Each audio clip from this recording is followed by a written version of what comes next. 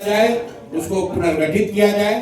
उसी के लिए मैंने घोषणा की थी कि हर जिले में मैं व्यक्तिगत तौर पर कम से कम 3 दिन बिताऊंगा, ताकि संगठन से जुड़े हुए साथियों का, उनका जो अभी तक का अनुभव रहा है, जो उनका सुझाव है, उन सबको समायोजित करके जन स्वराज के संगठन को फिर से पुनर्गठित किया जाए। तो आने वाले समय में जून से पहले आप भागलपुर और नगछिया में जो 2 संगठन जिला होगा जन स्वराज का, आप नया संगठन देखेंगे। और मैं उन सभी संगठन की बैठकों में यहाँ पर आने वाले 2 महीने में शामिल होऊंगा। जिले, प्रखंड और पंचायत के स्तर तक संगठन को फिर से पुनर्गठित किया जाएगा और जून से फिर हम लोग बिहार नवनिर्माण अभियान को पूरी ताकत से जनता के साथ मिलकर शुरू करेंगे। एक बात बताइए सर, एक बिहारी सब पे भारी कब होगा पीके आवाज?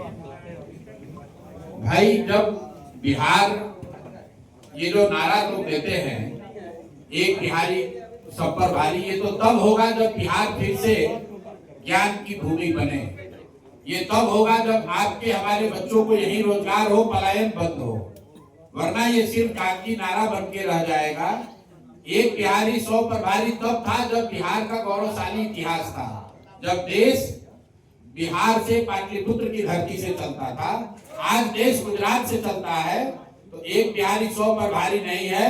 एक गुजराती फैक्ट्री चला रहा है, वहां 100 बिहारी जाकर मजदूरी कर रहे हैं।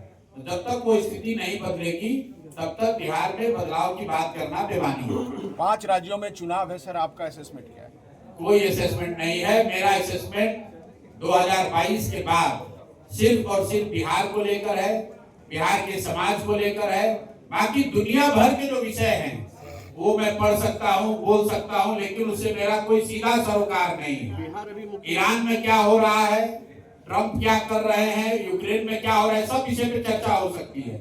लेकिन मैंने 2022 के बाद से जो अपना रास्ता चुना है, मेरा एक ही संकल्प है, एक ही व्यू है, एक ही ध्येय है, वो है बिहार में बदलाव। और बिहार से ना बाहर ले जाना है, ना बिहार के मुद्दों से भटकना है। बिहार के बच्चों के लिए पढ़ाई हो, पलायन बंद हो, रोजगार हो, भ्रष्टाचार खत्म हो। अपने पूरे जीवन का जो 10 साल मैंने लगाने की बात कही है, उस पर कायम है। चुनाव के परिणाम कुछ भी आए, अभी ये 14 साल चल रहा है, बिहार में पूरी ताकत से बने रहेंगे। दूसरे राज्यों में चुनाव हो रहा है, नहीं हो रहा है, वो होता रहेगा, उससे हमें मतलब नहीं है। बिहार में परिवर्तन नहीं हो रहा है, बिहार की स्थिति नहीं बदल रही है, ये हमारे लिए चिंता की बात है, ये आपके लिए चिंता की बात होनी चाहिए। और हम लोग का फोकस सिर्फ और सिर्फ उसी पर है। मुख्यमंत्री का चेहरा कौन होगा? मुख्यमंत्री का चेहरा कौन होगा? कहाँ पर? बिहार में मुख्यमंत्री का चेहरा वो होगा जिसको नरेंद्र मोदी जी और अमित शाह चाहेंगे, क्योंकि सरकार उनके प्रयास से बनी है। 202 विधायकों का समर्थन जिस व्यक्ति को रहेगा, वो आदमी मुख्यमंत्री का पद छोड़कर राज्यसभा नहीं जाएगा। ये बात जन स्वराज की जो बात हमने कही है, प्रशांत किशोर ने जो कहा है, उसको प्रमाणित करता है कि 202 विधायक होने के बावजूद आज नीतीश कुमार को पलायन करके दिल्ली जाना पड़ रहा है।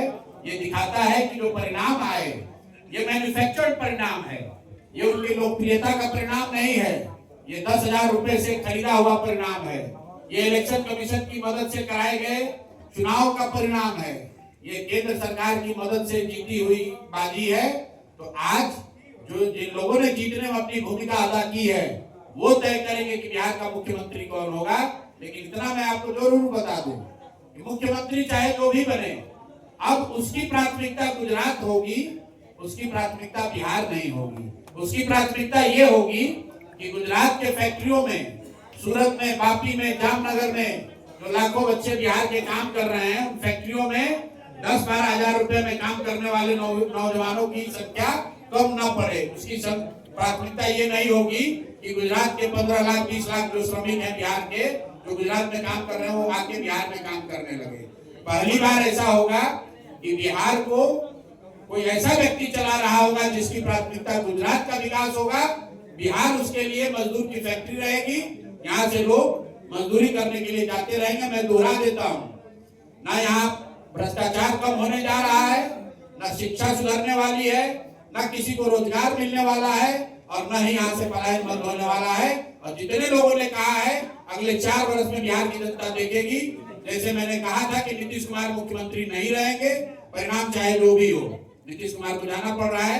आप लिख के रखिए, बिहार में भ्रष्टाचार कम नहीं होगा, बिहार में शिक्षा नहीं सुधरेगी, बिहार में पलायन बंद नहीं होगा, क्योंकि जिन लोगों को आपने हमने मिलकर जिताया है वो चाहते हैं कि बिहार में बेरोजगारी रहे, ताकि 10-12 हजार रुपया में काम करने के लिए लोग, गुजरात में मुफ्त का मजदूर मिलता रहे, इसलिए बिहार में फैक्ट्री नहीं लगेगी। और आने वाले महीनों में आप खुद देखिएगा, पत्रकार भी देखेंगे और समाज भी देखेगा। नीट छात्रा को लेकर के कुछ कहेंगे सर? जो कि नीट छात्रा को लेकर, जैसा कि आपको पता है, उस मामले को सरकार ने पहले 3 दिनों में ही रफा दफा घोषित कर दिया था।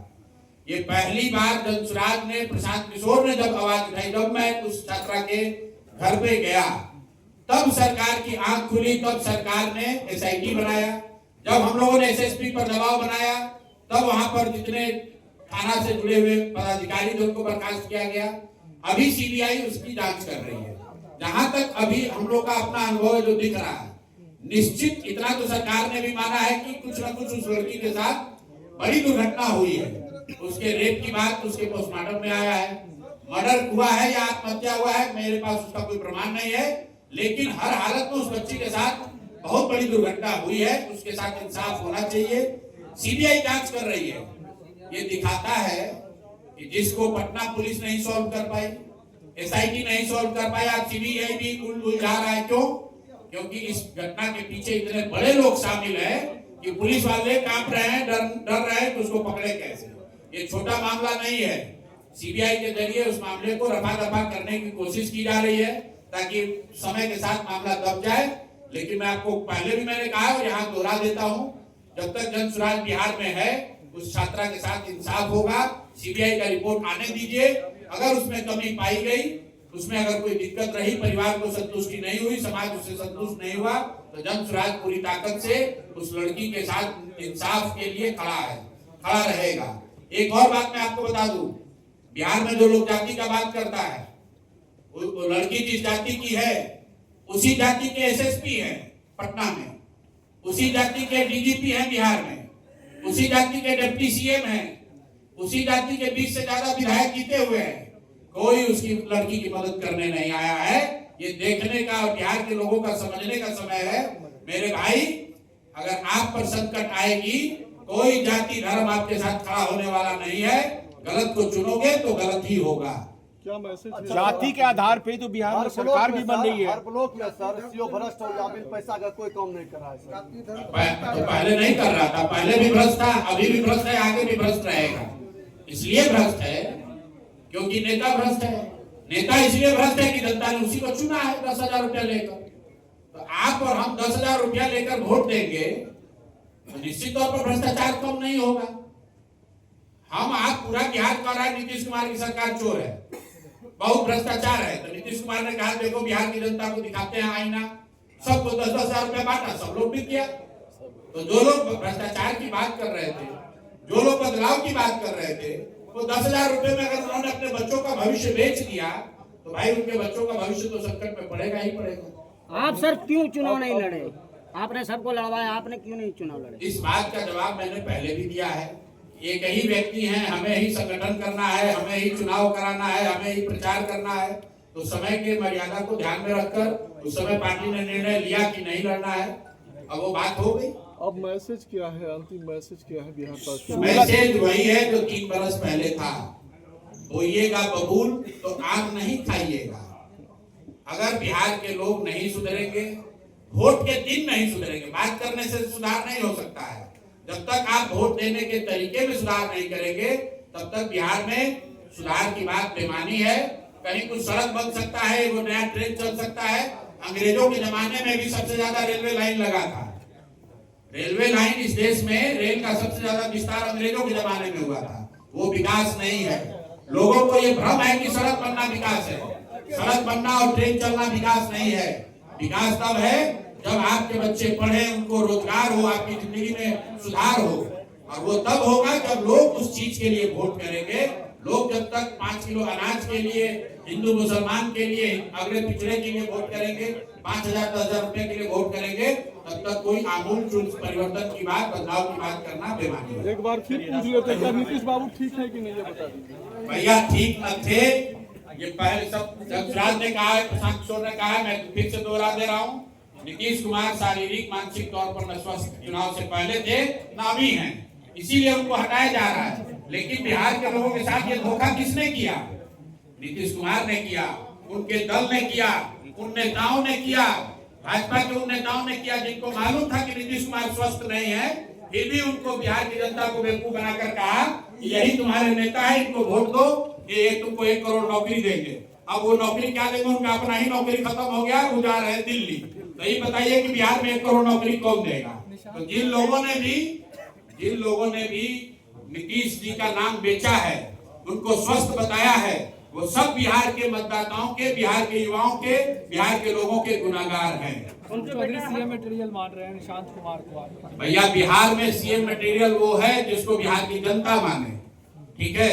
बिहार की जनता जिसको सीएम मटेरियल मानेगी वो सीएम मटेरियल है। लेकिन आज की तारीख में तो सीएम मटेरियल वो है जिसको नरेंद्र मोदी और अमित शाह चाहेंगे।